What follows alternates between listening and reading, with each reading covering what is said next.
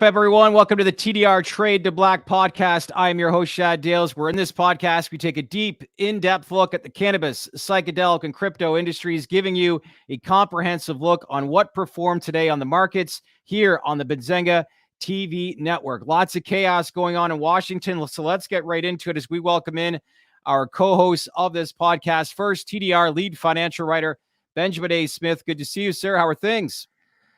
Things are pretty good. Personally, in the market, not so much, but we'll get into that in a sec. Chaos, to say the least. Anthony Verrill, millennial entrepreneur and TDR contributor. Good to see you. Good to see you. How's it going? I don't know what to say. We can't catch a break from Washington. It seems crazy, but we'll have Don Murphy coming on in just a moment to talk about what went down and what cannabis investors should be watching closely. But before we get into today's podcast, as usual, all views on the Trade of Black podcast and the guests on this podcast are purely opinion. You should not treat any opinions expressed by us or guests as investment advice, and the views on this podcast are solely intended to be informational and are not investment advice. Okay, let's dive into our first segment, otherwise known as Into the Wire, outlining the major headlines today, both in cannabis, psychedelics, and crypto. And we begin with, once again, Ascend Wellness pre-announcement today with some notable numbers, to say the least. Anthony, did this grab your attention? Because this is a company that we've been speaking to a lot of people in the industry that like what they're doing. Yeah, I mean, this was nice to see. They pre-announced just like TerraSend did a couple of weeks back. I mean, it was a record quarter, 140. They're guiding for 140 million for the Q. EBITDA in the range of 27 to 29 million. These numbers look great. Ascend is not it's not a component of the MSOS ETF, which I'm a little bit taken back as per why. I think that they need to probably take a look at it. Ascend needs to have a really hard look taken at them from an asset perspective. And I mean, this is looking like an attractive cannabis company. Their metrics are moving to the upside. They're installing new management. They're in great markets.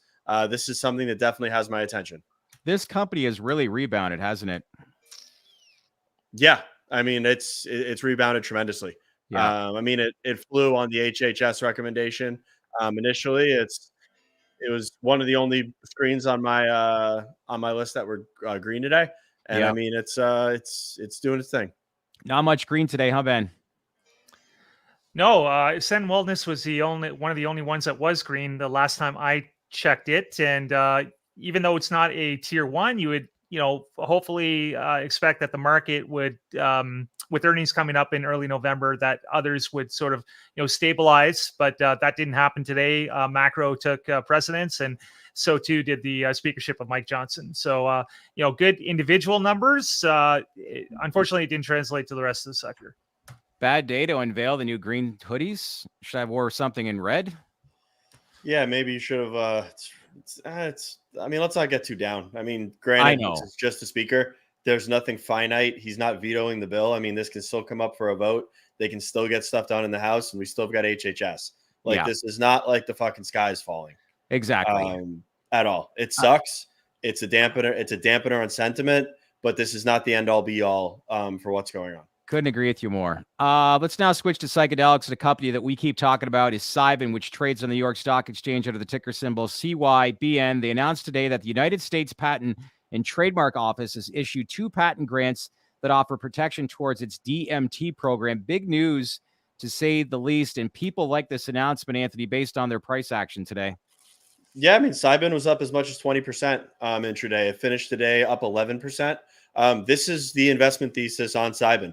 Their moat, their IP, and their defensibility around DMT. If it gets to market, I mean, there will be the leaders in it, especially from a deuterated perspective, where they're cutting down the complete time of the experience. So, I mean, this is at least why I'm looking at Cybin.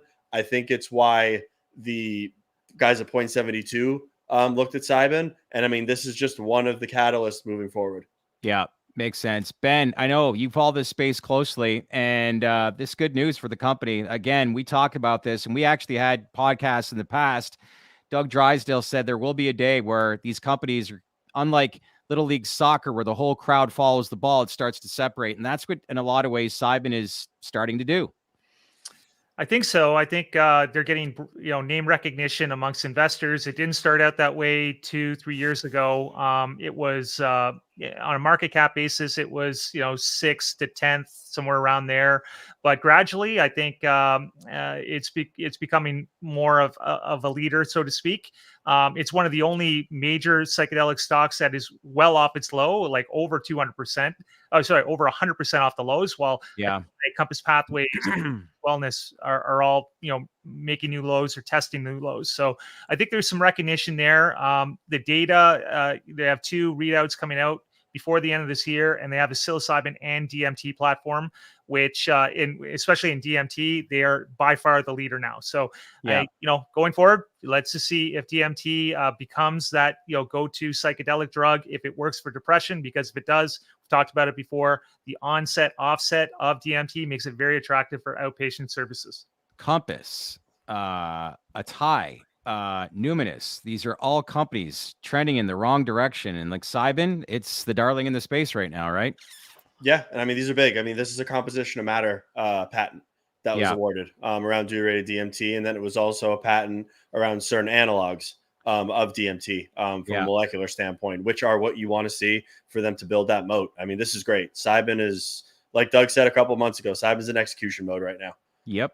This is this is what we've been waiting for. Yeah, we're actually. And I think down. Cybin did a really good job too of getting Doug Drysdale as leader. You got a certified pharmaceutical guy to lead the company, and that is what a lot of other peers do not have. And I think that's over time, they're becoming recognized for good leadership, and their trial designs and their trials overall are going well. So I think that's important. Yeah, we actually will have our latest interview with Doug Drysdale from Cybin up tomorrow after market. We're actually sitting down with him tomorrow, so we'll get that up on our YouTube channel. You can go there to the Dales Report, and we'll be talking about this announcement and a lot of more other things. This is the TDR Trade of Black podcast on the Benzinga TV network, as we are into the wire highlighting the biggest headlines today. So let's focus on the elephant in the room as we switch to Washington now. It was announced today that Mike Johnson has won the House Speaker, which to many cannabis investors is not necessarily a good thing. Or is it? Well, let's find out as we welcome in a friend of the TDR podcast, cannabis lobbyist, who's right now on the steps of Capitol Hill, Don Murphy. We bring him in. Don, good to see you, sir. How are things? Good to be seen. Good afternoon, gentlemen. And things could be worse. I'll just say that. There were candidates running for the speakership who were much worse on cannabis policy than Mike Johnson. But we could have done better for sure. Okay. So many investors with this announcement are, let's say they are concerned. Should they be? What do you think? Well, I will reiterate what I said when I thought potentially this was a Steve Scalise position to lose, and he did. Jim Jordan's position to lose, and he did. They say the early bird gets the worm, but I often say the second mouse gets the cheese. In this case, it was the fourth mouse that got the cheese. I'm not sure he even wanted the cheese by this point. It was kind of stale. But the point here is, I don't believe that any speaker who wins their speakership with such a narrow margin. Remember, there's still 5 guys who could say, you're out of here. And we have way more than 5 supporters of safe banking and cannabis reform in general. So I do not expect Mike Johnson to vote yes on safe banking, but I also don't expect him to kill safe banking either. Okay. All right. So status quo. Do you expect safe to get jammed into something else, or do you think it's still going to go through the motions in its current form? With the speakership and just with what could potentially happen, I guess.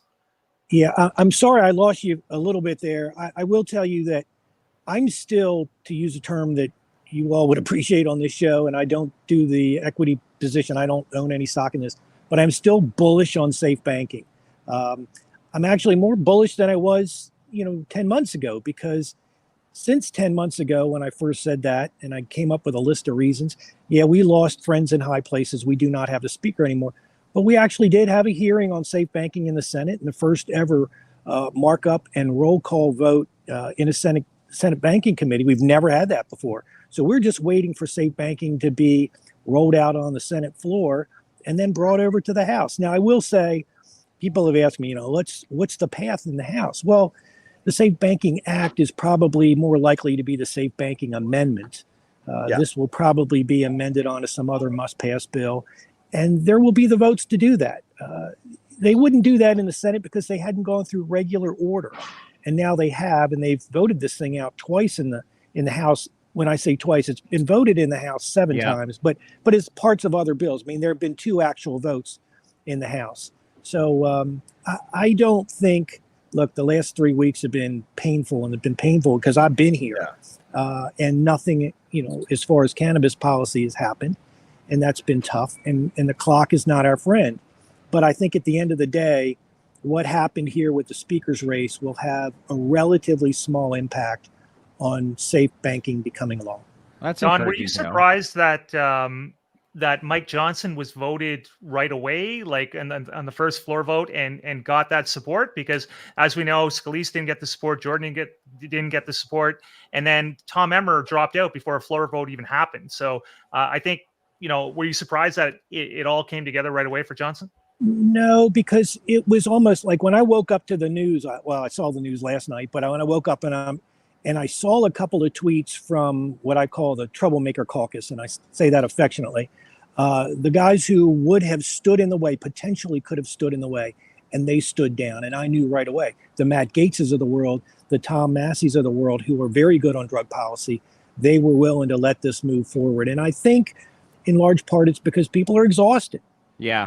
I mean, they're not exhausted physically, but they're exhausted emotionally, mentally. There's been a civil war here, and people have said and done things to one another within their own caucus they'll never be able to take back. And I do think that's going to be a problem long. How many?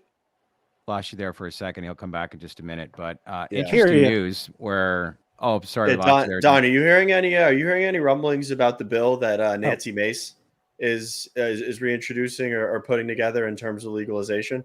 No, and not because I haven't heard anything about her bill. I haven't heard anything about anything other than this speaker's race in the last 3 weeks. So I do find that the timing interesting. If I was the comms person, I probably wouldn't want my bill dropping at the same time that they've reelected a new speaker. I find that interesting. So for whatever reason, they chose to do it now. And then I guess for like the layperson, is there like a normalization period that's going to take place here in the House for them to actually get back to business, or things will start to speed up here pretty quickly as far as them just functioning like a normal regular body of government? The truth is they've actually been having hearings while all this was going on. I mean, they did not stop everything. Those hearings were planned before, and the Speaker Pro Tem did not stop that or didn't have to weigh in. So I've been going to hearings for the last 3 weeks. How many days was it? How many days was it without a House Speaker? Was it 17? No, I think we're on 22. 22 days. Yeah. You ever seen anything like this before? Like what's the atmosphere been like that for the past 22 days down at Capitol Hill? Not only have I never seen anything like it, no one's ever seen anything like it. It's never happened before, right? Yeah.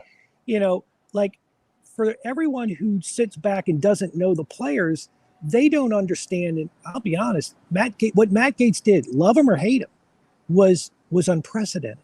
Yeah. And, I asked a member who is good on SAFE and who was part of by the way, when I said I was bullish on SAFE, I didn't anticipate a coup. And that's essentially what we had here. But the guys who led the coup were our friends. And so with the new speaker in place, I don't believe for a second that the Matt Gaetzes of the world will not have his ear in a big way. Interesting. And I can't see a scenario where Mike Johnson kills safe banking. No way. Just no way. I know if Mike Johnson, if we go on the assumption that Mike Johnson, it's not a priority, and safer banking doesn't get a vote anytime soon, can cannabis investors look forward to perhaps safer added as an amendment to the NDAA to close the year? So do you think there's a window or path for safer to pass, before in this legislative session? Yeah, well, this session, if you mean like this year versus the second session, this goes on until the end of next year. Actually, the beginning of 2025 is when this term ends. I don't see SAFE or SAFER becoming law by Christmas, if that's Yeah. what you're asking. No, Yeah. no, that is too short of a window. And let's be honest, they got a number of things that have to be done. I'm not sure I see Safer being included in an NDA. It's just like, that's defense. There's just not a big nexus between the two issues. Sorry, there's just not. There are other possibilities, but I don't think that's one of them. Is there any conversation you're hearing? Probably not, but I will ask anyways with regards to the HHS announcement and the recommendation, DEA, to reschedule from a Schedule 1 to a Schedule 3? No, other than on Twitter, where everybody thinks that if we get Schedule 3, we don't need SAFE. No, not really. Yeah. No. And that, by the way, that bodes well for us. I mean, there has been no pushback, especially by the Republicans. They have not lit up the Biden administration on this whole idea. Well, that's where I'm going with this. If we get rescheduling, what does that then do the probability of safe passing?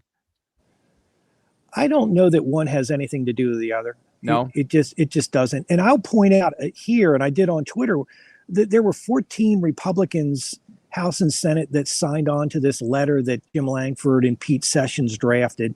Probably Sam drafted it. I hate to give him credit, but that it read just like a Sam letter. There were only 14. When you think about the 200 and some Republicans that didn't sign on, and not one medical professional signed on to that bill other than a pharmacist. And I'm not sure whether or not he should have even been involved in this at all. So. Yeah. A couple questions I just wanted to go on. Somebody wrote, did Don hear about the new bill for federal legalization? That came out of left field. I think that's the Nancy Mace bill, I guess. That's the Nancy Mace bill. Okay. Yeah. I assume. I know you're focusing on the Senate more recently, but have you ever spoken to Johnson or his staff on SAFE, which I know you... I have in the past, but I will be honest, like for the last 9 months, I've mostly focused on the House side. And for 34 months, I've basically been shut out of these buildings. And Mike Johnson was a guy who never voted for SAFE. I was trying to move everybody one step forward from where they were. So, yes, I've talked to him, but not recently about this. Yeah. Austin writes, I know it's Don's job to be optimistic, but I need to believe it after today. So anyways, I know you're doing what you can, buddy. Look, if you all would come down here and join me, we could get this done. But I'm just a party of Don Murphy, party of one. We'll be there. We'll be there at some time between now and the new year. Don, when's a good time? Don, since you brought up safe banking and rescheduling and about that debate, what is your opinion on that? Do we need safe banking if we get rescheduling? Like, do you kind of look at these two pieces of news to be like, both needed in their own way? I mean, I do think they're separate and distinct. I'm not in the industry, so I'm not in your industry. I'm not in the industry. So I'll leave that to others to decide. But I have heard people on both sides of this debate say, oh yeah, we still. Sorry, I'm lost there. Administration does this the right way or not. So I only have one play, and that's to plug along on safe banking. It's an incremental position for me, right? I don't, in a lot of ways, care that much about safe banking. It doesn't keep people out of jail, but it is an incremental step. It's incrementalism that gets us where we want to be somewhere in the future. So yeah, I don't think it's an either. I don't think it's an either or. I think it's we need both. Yeah. Whether you like one or not. Well, I think the big takeaway here is let's not read too much into this. If people are thinking all doom and gloom, is the big takeaway I get based off of Johnson's appointment. Is that what I'm hearing, Don? I think that's fair. Look, you come at this from the lens you look through, right? And if you want to look at this as a downer and you want to short or do whatever you want to go, look, you're not, I'm not going to debate that.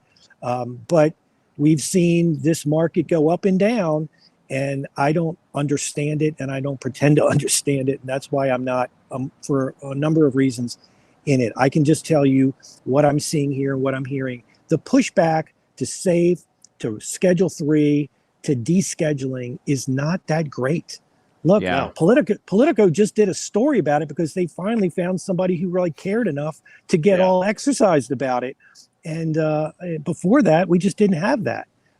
So it's hard to find somebody who cares that much about this issue to go out on a limb against the wishes of many of their constituents. Yeah. So I think long term, we win. So Go ahead, Sean. Anthony. I was going to say there's only one name. There's only one name that I would have been doom and gloom over, and I think we all can agree on it. It was Pete Sessions.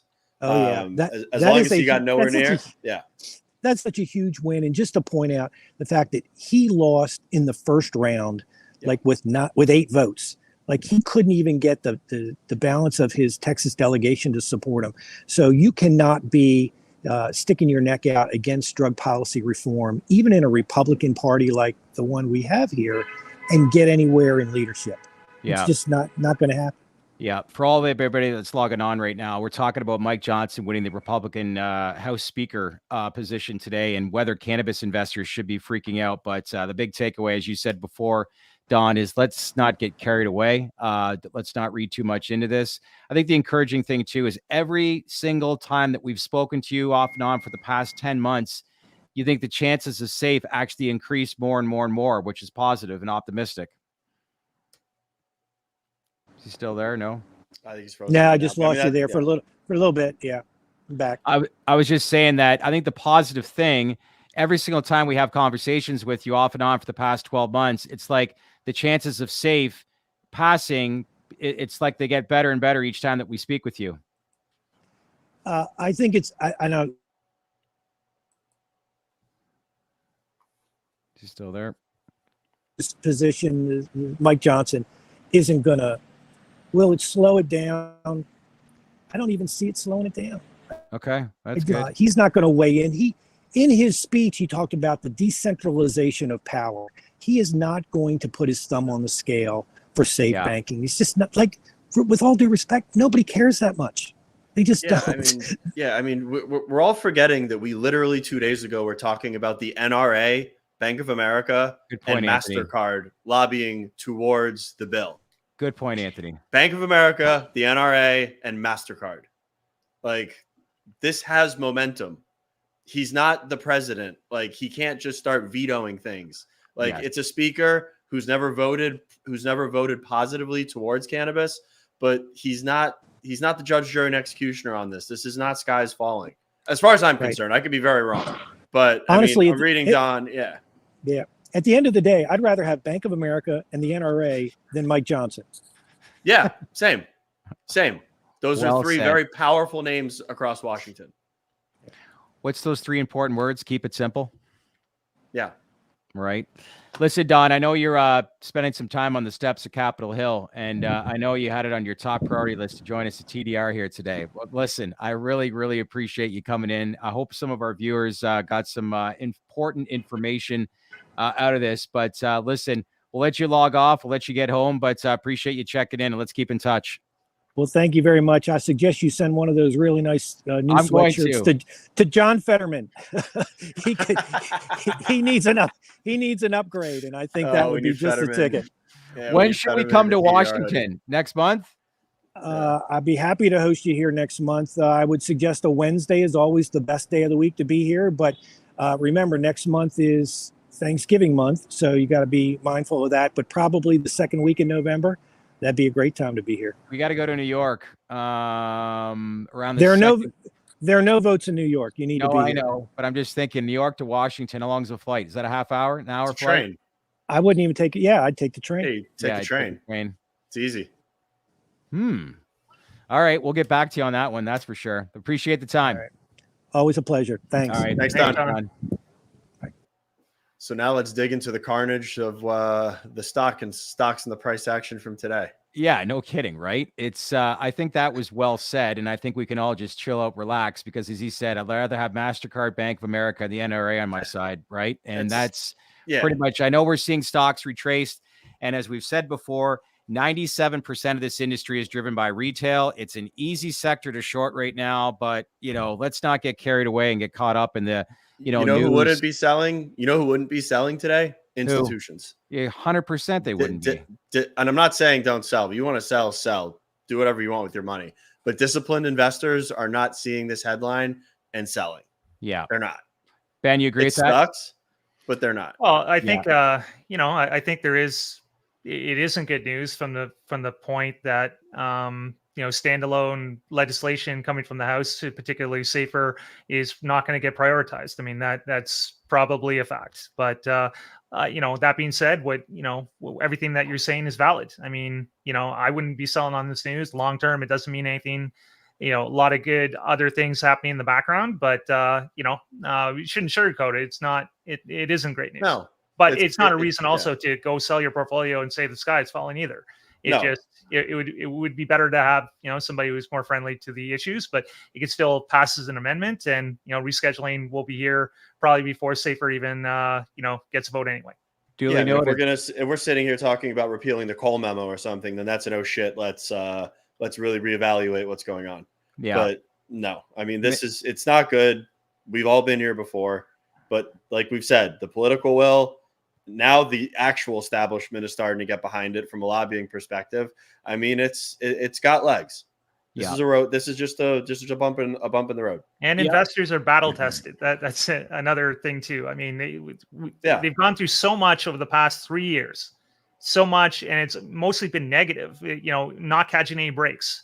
Like, this is something that most investors, I think, can withstand and are not going to panic about. It's just sort of part of the course is what we've been experiencing over, say 10 or 12 quarters. Yeah, that's for sure. All right, gents, that concludes our first segment, which is the Into the Wire, which highlights basically the biggest headlines in both the cannabis, psychedelics, and cryptos industry. And I know we focused a lot on cannabis today, but let's segue now into segment 2, which is called our Daily Movers, as to who we're watching and why. So we start off once again with cannabis. And Anthony, Ascend Wellness, who we said off the top of the show, made their pre-announcements, and you're watching them, and maybe elaborate more on why. Yeah, I mean, I thought the numbers this morning were impressive. They're inching towards a $500 million run rate on an annualized basis. They're inching towards $100 million in EBITDA on an annualized basis going forward. I mean, they're trading right now at about $165 million market cap. I think the risk and reward there is it's good. Like I've said, I like Ascend's markets that they're in. I like that what they're doing. They just brought in a new CFO. I'm assuming they're going to be reassessing their debt and shoring up the balance sheet. Yeah. It seems like a good opportunity in the space. It's definitely something that I would have on my watch list and be looking at going forward. Top of your head, what markets are they in again? They're in Florida, PA, a lot of the Northeast. They're in Keystone markets. They're in some real lucrative markets for sure. All right, next up, Ben, a sea of red for a lot of the U.S. MSOs today, including the biggest MSO, or arguably the biggest MSO, Curaleaf. Yeah, Curaleaf is always a big watch of mine because it is the bellwether of the MSOs, arguably. And it had, one of the things I was looking at was filling the gap. We talked about this on our last episode. From the HHS recommendation announcement, most of the MSOs, and in fact, some of the MSOs have actually exceeded the gap of the August 30th close where that rally occurred. So the move is almost completely retraced from that first day when that rally closed, and Curaleaf actually touched that level today. So it's what can you say? I mean, it was negative. If Curaleaf is not going, most of the sector is not going as well. Just weak. Weakness sort of predominates, and it never really had a material bounce. So, I'll be watching to see if it's psychologically that there is a bounce in place. The whole sector is oversold, not just Curaleaf, but all others. And let's see if we can, sort of form a base here. Earnings are coming up. Ohio ballot's coming up. So there are a couple minor catalysts. So let's see what happens. Do these complete retrace? So these prices right now attract you guys to get back in? I think that this is what I've been in cash waiting for. I think it's going to start to get attractive. Yeah. But then again, I mean, you don't want to catch a falling knife. This is going to be, we're going to need a headline, and we're going to need something to bring momentum back into the sector. I mean, I'm assuming there's a lot of people, most that are watching this podcast right now, that are sitting in positions that they bought on the back of that HHS announcement. And I mean, they're round tripping to those same price levels that they bought in at. Yeah. I'm very cautious right now. I'm going to take the approach that I took the last time.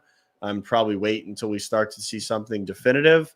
But I mean, yeah, when I look at my screen right now, looking at where most of these stocks are from a pricing perspective, I'd start to dabble at some point here shortly.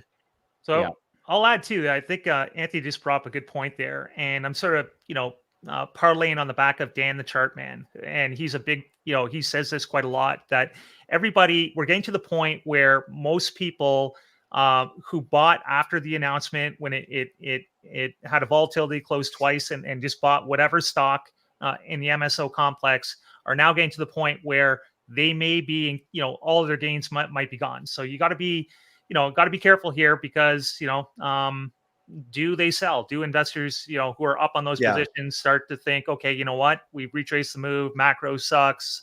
Do we just sell our, tradable positions? So, and go ahead, Ben. Go ahead, Anthony. I was going to say, and also, I mean, this isn't telling you what to do, but this is how you should be thinking. And I hate to use this term, but I mean, I think that the uncertainty around SAFE and the uncertainty around HHS, if you're going to toe into the sector, you need to be looking at quality. You don't need to be looking at names that are over-levered and names that are basically going to live or die by 280E and this regulatory reform taking shape. Yeah. And I'm not going to name names here. I'm going to let people do their homework and make their own informed decisions. But I'd be looking at companies that are quality and that are generating cash flow, because if we do see SAFE not happen, and if, God forbid, something happens to Schedule 3 as well, the only companies that are probably going to be left here are the big boys that are generating free cash flow right now. This is the TDR Trade of Black podcast on the Benzinga Network, as we're diving deep into the cannabis and psychedelic spaces and headlines today in the markets and what's moving and why as well. If you want to learn how to be a day trader, become a Benzinga Pro member today. And if you want to read about more stocks we're watching and why, log on to thedalesreport.com and subscribe to our newsletter, as our lead financial writer and former day trader and analyst Benjamin A. Smith breaks all that down for you. All right, next stock, Canopy Growth. Roller coaster ride this week for a lot of their investors, Anthony. Yeah, Canopy was, I think, it rallied 22% yesterday. It finished the day today down 14.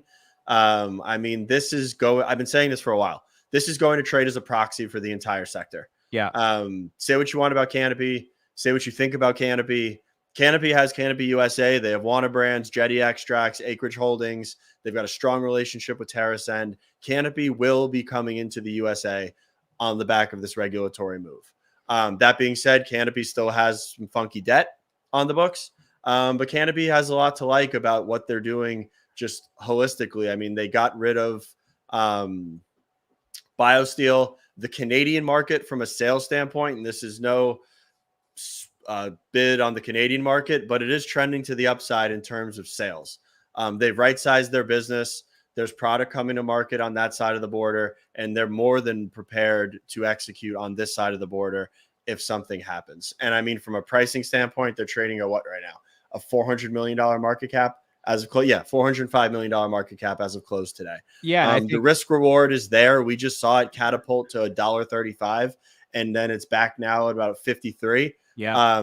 If we do get a headline, I'll bet you the Canopy outperforms the MSOs just on a sheer plumbing point of view. They're on the NASDAQ. That's what the issue or the advantages they have. And that's why, announcements last week, like Verano, they want to get up and running, but that's still going to take probably 2 to 3 months before that even happens. And you get news. Look what 1 month did for that stock. Can you imagine if there is rescheduling, how much bigger of an upside that could be? But yeah, you're right.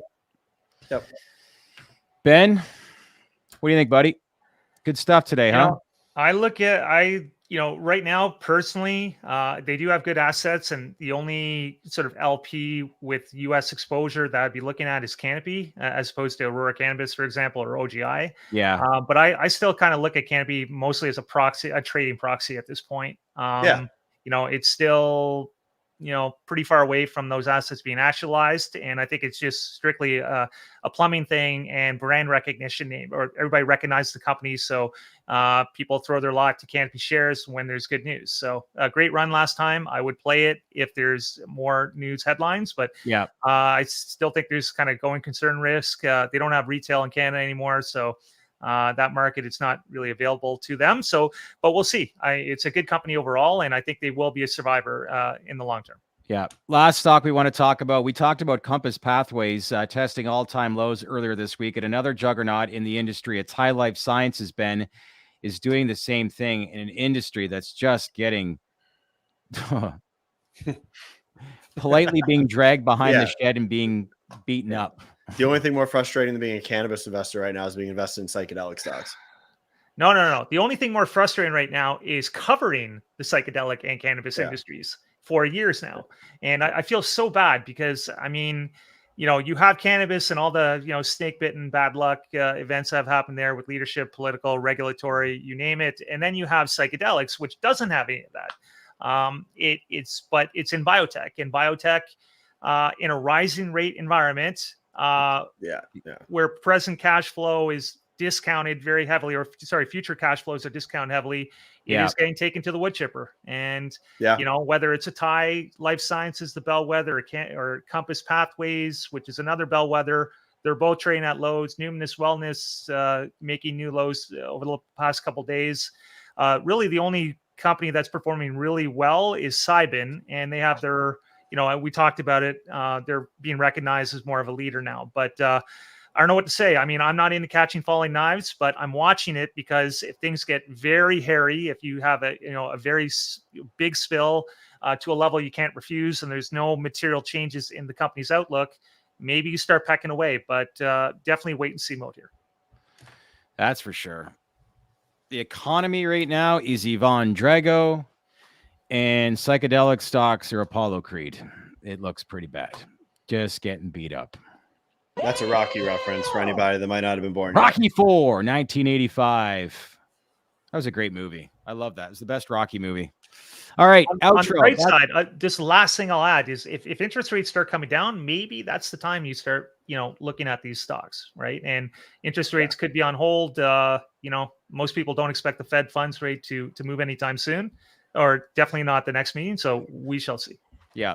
Mitch, producer, appreciate the shout out with the little sound effect there. That was a sound effect there. It was pretty cool. All right, gents, that concludes basically our final segment here today, which is our daily movers, who we're watching and why. Again, this is the TDR Trade of Black podcast here at the Benzinga TV network. Again, if you want to become a member and learn more about day trading, become a Benzinga Pro member today. And as well, if you want to have an in-depth look at the companies we're watching and why within the space, what Anthony outlined, log on to thedalesreport.com and become a subscriber today. We'll give you a full outline as what to anticipate within this industry moving forward. And as usual, our big pieces, our top 5 and top 7 pieces each week by Ben in psychedelics and cannabis. Okay, recapping basically for the podcast here today, as we said, Mike Johnson wins House Speaker. Don Murphy was incredible coming on and providing some direction and insight. Let's not freak out. I don't think this changes anything with regards to SAFE. Ascend Wellness, stock that we're watching based on their pre-announcement numbers. Cannabis sector for the most part in the red today, but let's not get too carried away in the short term and keep that long-term vision going. And what was the other piece? Was just the psychedelic space. Thai Life Sciences. Stay classy, San Diego. Stay classy, San Diego. You like that? Yeah. Wrap this up, baby. That's the new that's new sign off. All right. Well, listen, appreciate you guys. Enjoy the rest of your day. Happy trading tomorrow, and we'll catch back up with you guys again on Friday. There he is. Markets. Lucifer's back. I was just gonna say I haven't seen that name in the chat for a week. He's back. He's back.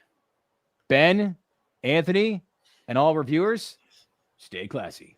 Thank you, guys. Hey, everyone. Thanks for watching. And if you want to learn more about the emerging industries that we cover, then leave a comment below and let us know who you want us to interview, the questions you want asked, and the information that you want to learn. We want to hear from you. As usual, click on that bell for all notifications to get the latest information. Share this video with your network, and don't forget to subscribe to our channel because we